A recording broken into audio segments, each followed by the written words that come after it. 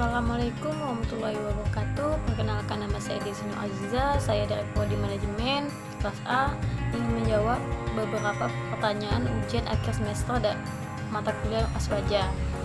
Yang pertama yaitu apa yang Anda ketahui dengan aliran Syiah, Khawarij, Mu'tazilah, Wahabi, dan Ikhwanul Muslimin?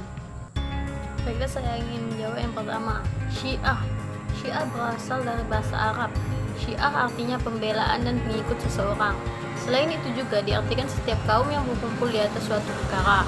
Adapun menurut etimologi, syariat bermakna mereka yang menyatakan bahwa Ali bin Abi Thalib sangat utama di antara para sahabat dan lebih berhak untuk memegang tampuk kepemimpinan kaum muslimin. Bentuk tunggal dari kata ini adalah Syi, artinya bentuk pendek dari kalimat Ali Syiah, artinya pengikut Ali yang berkenan tentang Al-Quran surah Al-Bayyinah ayat Khairul Bariyah. Syiah menolak kepemimpinan dari 3 khalifah Sunni, Abu Bakar Siddiq, Umar bin Khattab, dan Utsman bin Affan. Disinilah letak perbedaan mencolok antara kelompok Sunni dan Syiah. Kaum Sunni memuliakan seluruh sahabat Nabi Muhammad SAW. Sementara kaum Syiah justru hanya memuliakan Ali bin Abi Thalib serta keturunannya. Dari persoalan inilah kaum Sunni menganggap Syiah itu bukan bagian dari Islam. Syiah berpendapat bahwa Ali bin Abi Thalib, sepupu dan menantu Nabi Muhammad SAW, adalah penerus kekhalifahan setelah Nabi Muhammad. Syiah percaya bahwa Ali dipilih melalui perintah langsung oleh Nabi Muhammad SAW, dan perintah Nabi berarti wahyu dari Allah. Perbedaan antara pengikut Ahlul Bait dan Abu Bakar menjadikan perbedaan pandangan yang tajam antara Syiah dan Sunni dalam penafsiran Al-Quran dan hadis. Yang kedua yaitu Khawarij. Kata Khawarij berasal dari kata kharaja, artinya keluar. Nama itu diberikan kepada mereka karena mereka keluar dari barisan Ali bin Abi Thalib pada saat perang Siffin. Tetapi ada pula pendapat yang menyatakan bahwa pemberian nama itu didasarkan pada surah An-Nisa ayat 100 yang di dalamnya disebutkan keluar dari rumahnya dengan maksud berhijrah kepada Allah dan Rasulnya. Dengan demikian, kaum Khawarij memandang diri mereka sebagai orang yang meninggalkan rumah dari kampung halamannya untuk mengabdikan diri kepada Allah dan Rasulnya. Banyak sejarawan sepakat Khawarij muncul dari perseteruan Ali bin Abi Thalib dengan Muawiyah. Khawarij adalah penentang kelompok Ali dan Muawiyah sebagai akibat kebijakan perundingan damai yang berlangsung menjelang berakhirnya perang Siffin. Semula kaum Khawarij berpihak kepada Ali ketika terjadi kesepakatan damai dengan kelompok Muawiyah. Mereka menyatakan keluar dari kelompok Ali. Mereka tidak terima atas kesepakatan damai tersebut. Dari sebab inilah mereka menyatakan keluar atau kharaja dari Ali dan juga memutuskan untuk memusuhi kelompok Muawiyah, yaitu Mu'tazilah. Aliran ini pada awalnya merupakan gerakan keagamaan semata, akan tetapi dalam perkembangannya Mu'tazilah turut mengambil bagian dalam politik Islam. Aliran Mu'tazilah merupakan gerakan keagamaan dan tidak pernah membentuk pasukan ataupun menghunus pedang. Meskipun dalam penjalanannya terdapat beberapa orang dari aliran itu ikut serta dalam peperangan dan konflik fisik. Berbicara mengenai Mu'tazilah, erat kaitannya dengan falsafah dan akal yang menjadi ciri khas mereka. Mu'tazilah merupakan suatu gerakan pikiran yang banyak membahas prinsip keagamaan dan juga beberapa peristiwa politik dengan pembahasan yang bersifat pemikiran.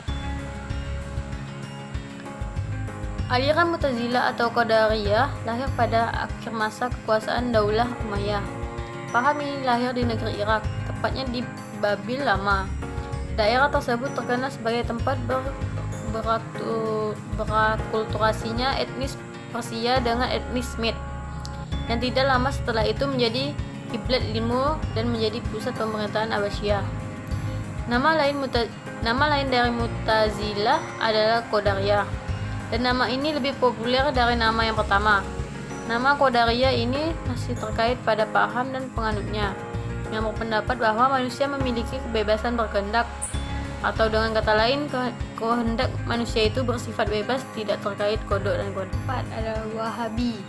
Wahabi, lebih tepatnya Wahabisme atau Salafi, adalah sebuah aliran reformasi keagamaan dalam Islam. Aliran ini berkembang dari dakwah seorang Muslim abad ke-18 yang bernama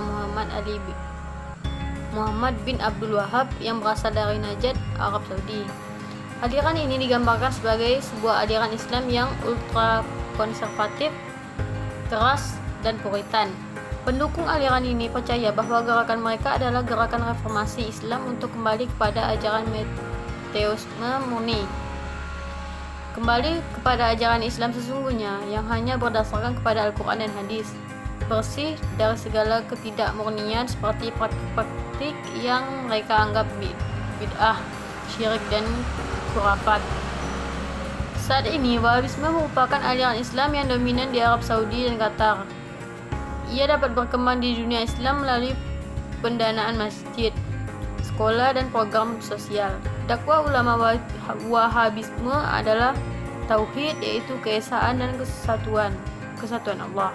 Istilah Wahabi dan Salafi serta ahli hadis, yaitu orang-orang hadis, sering digunakan secara bergantian, tetapi Wahabi juga telah disebut sebagai orientasi tertentu dalam Salafisme yang dianggap ultra konservatif.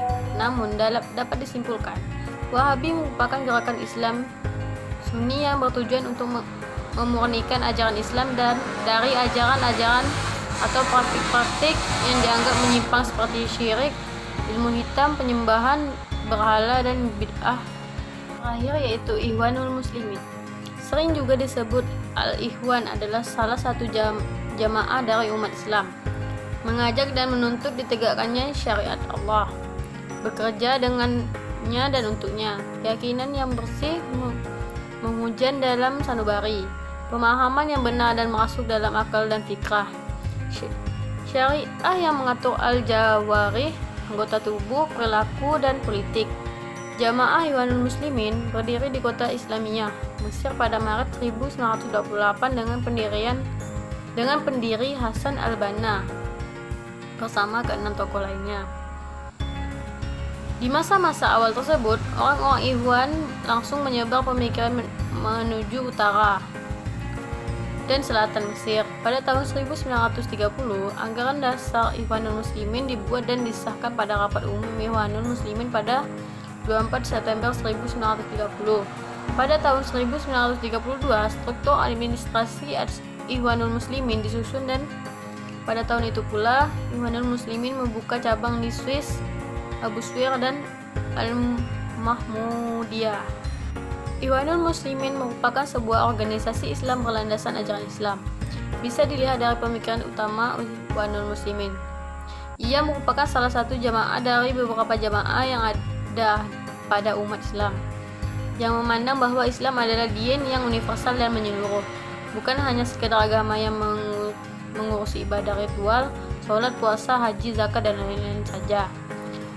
Tujuan Ikhwanul Muslimin adalah mewujudkan terbentuknya sosok individu muslim, rumah tangga islami, bangsa yang islami, pemerintah yang islami, negara yang dipimpin oleh negara-negara Islam, menyatukan perpecahan kaum muslim dan negara mereka yang terampas, kemudian membawa bendera jihad dan dakwah kepada Allah sehingga dunia mendapatkan ketentraman dengan ajaran-ajaran Islam. Pengaruh ajaran Sufi hanya terbatas pada zikir atau wirid yang dibaca konsisten setiap pagi dan petang. Berdasarkan hadis sahih, Ikhwanul Muslimin menolak segala bentuk penjajah dan monarki yang pro barat. Pertanyaan yang kedua, coba Anda jelaskan apa saja poin penting dari akidah Aswaja. Ketika berbicara akidah Aswaja, tidak bisa dipisahkan tokoh utama Aswaja, Abu Hasan Asy'ari dan Abu Mansur Mutaridi. Dua tokoh inilah yang paling berjasa besar mempertahankan akidah Aswaja di zamannya. Untuk saat ini, para pengikutnya meneruskan perjuangan kedua tokoh ini untuk mempertahankan Aswaja di tengah tantangan semakin kompleks. Prinsip-prinsip Aswaja dalam masalah akidah adalah sebagai berikut. Yang pertama, keseimbangan dalam penggunaan dalil akli dan nakli. Yang kedua, memurnikan akidah dari pengaruh luar Islam. Yang ketiga, tidak gampang menilai salah satu salah atau menjatuhkan vonis syirik, bid'ah, apalagi kafir. Akidah merupakan persoalan esensi dan dalam agama Islam. Membahas akidah tidak bisa dipisahkan dari persoalan keyakinan. Hal paling utama bahasa atau kepercayaan kepada Allah Subhanahu wa taala dan Nabi Muhammad SAW. Untuk mencintai Allah dan Nabi Muhammad harus tahu sifat-sifatnya. Dalam akidah Aswaja sering kita mendengar istilah sifat 20. Istilah tersebut memang benar adanya, cuma belum lengkap. Sifat 20 maksudnya Allah memiliki sifat wajib yang mesti diketahui oleh umat Islam. Di samping ada sifat wajib, ada juga sifat mustahil Allah.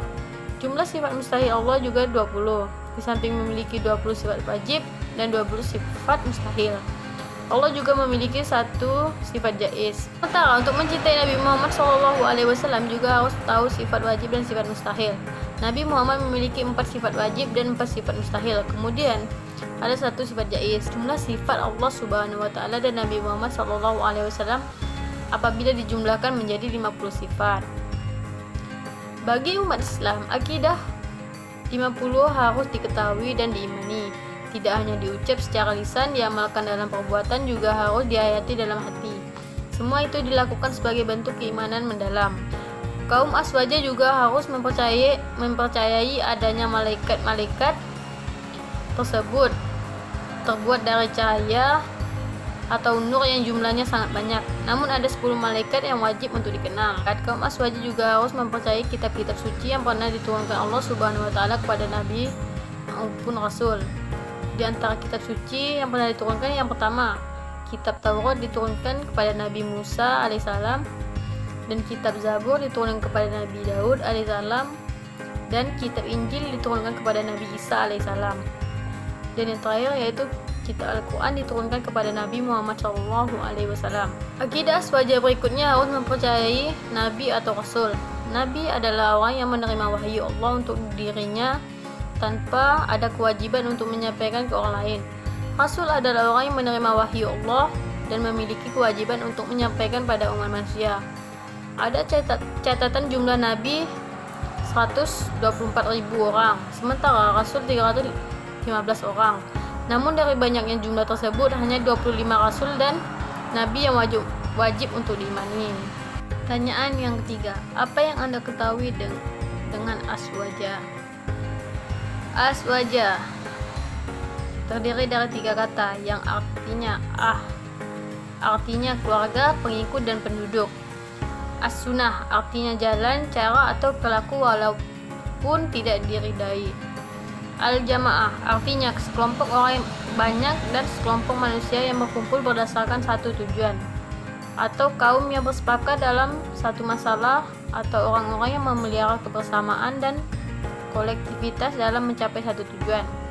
Kata Aswaja bukan sekedar singkatan semata. Kata tersebut identik dengan istilah Islam Sunni. Untuk Aswaja sendiri adalah kelompok yang teguh memegang ajaran dan nilai-nilai Al-Quran dan hadis dengan mengikuti pemahaman para sahabat Rasulullah, tabi'in dan tabi'in. Mayoritas umat Islam di dunia merupakan kaum Sunni atau Aswaja. Aswaja adalah Sawadul Azam, golongan terbesar dari umat Muhammad SAW. Pertanyaan yang keempat, siapa saja tokoh penting dalam fikih Aswaja? Yang pertama adalah Imam Al-Ghazali. Di kalangan kaum Aswaja, Imam Al-Ghazali sangat terkenal. Banyak pemikirannya dijadikan referensi. Nama lengkapnya adalah Abdul Hamid Muhammad bin Muhammad Al-Ghazali At-Tusi. Ia dilahirkan di kota Tusi, Khurasan tahun 1058 Masehi. Dalam catatan sejarah, Imam Al-Ghazali mempunyai daya ingat yang kuat dan bijak berhujah. Dia digelar Hujatul Islam karena kemampuannya tersebut. Ia berjaya menguasai berbagai bidang ilmu pengetahuan. Imam Al-Ghazali sangat mencintai ilmu pengetahuan.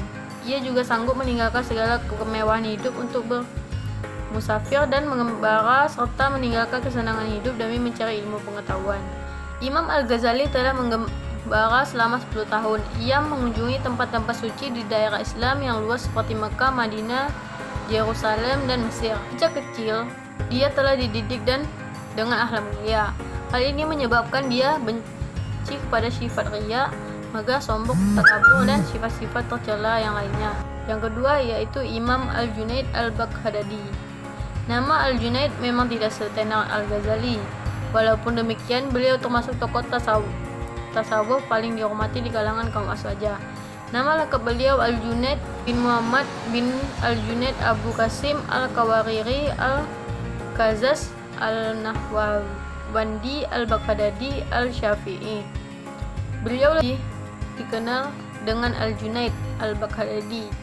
Lahir di Nahawat, Persia atau Iran. Al-Junaid dikenal sebagai tokoh sufi yang sangat menekankan pentingnya keselarasan antara praktik dan doktrin tasawuf dengan kaidah-kaidah syariat. Bagaimana menurut pendapat Anda dengan banyaknya aliran di dalam Islam? Saya sangat senang karena agama Islam itu agama saya dan bertoleransi. Agama Islam itu mengajarkan kepada manusia untuk menuju ke jalan yang benar. Bahkan Islam menurunkan kitab suci yang mengajarkan mana yang benar dan yang salah. Di dalam agama Islam semua ada yang mengatur perbuatan kita, yaitu Allah Subhanahu wa taala. Seluruh hidup dan mati sudah di tangan Allah. Agama Islam tidak mengajarkan perkelahian. Islam itu mengajarkan perdamaian. Mungkin orang ada yang menganggap masa Islam biasa saja. Banyak yang menyepelekannya. Kita sebagai yang beragama Islam tidak boleh berkhianat kepada pemerintah. Sekian jawaban dari pertanyaan-pertanyaan UAS Aswaja. Kurang lebihnya mohon maaf bila ada salah kata. Wallahul muwaffiq ila aqwamit thoriq. Assalamualaikum warahmatullahi wabarakatuh.